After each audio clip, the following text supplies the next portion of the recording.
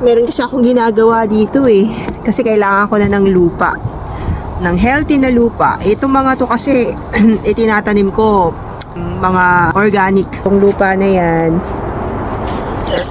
Itong mga to. Maganda tong mga to oh.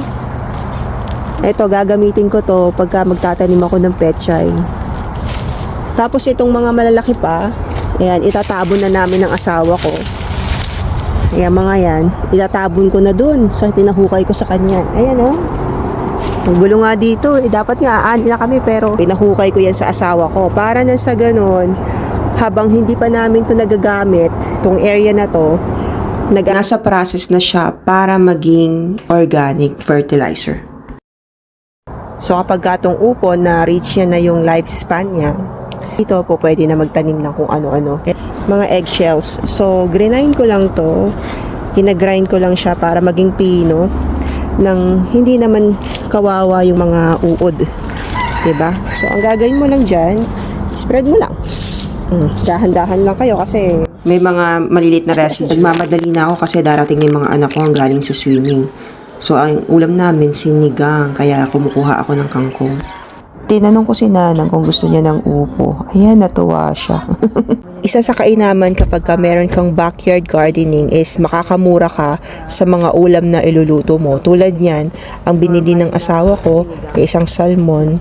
Magkano yan, pero the rest is libre na. Tapos ayun, meron kaming na-receive na letter. As he displayed academic excellence in the second quarter of the 2025 to 26 school year. Yay! Achieving a grade point average of 3.5 or higher.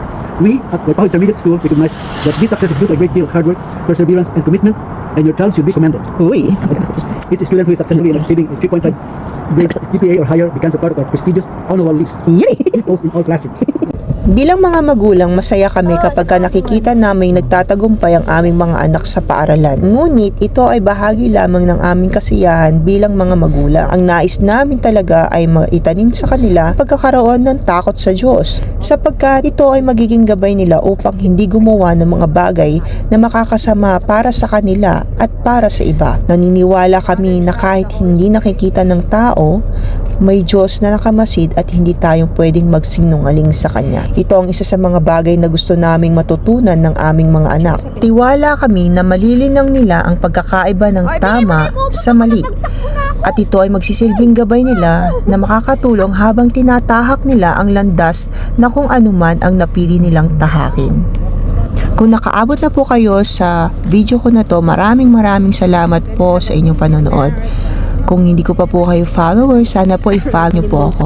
At kung nagustuhan nyo naman po ang aking sinasabi, please comment nyo naman po dito sa baba.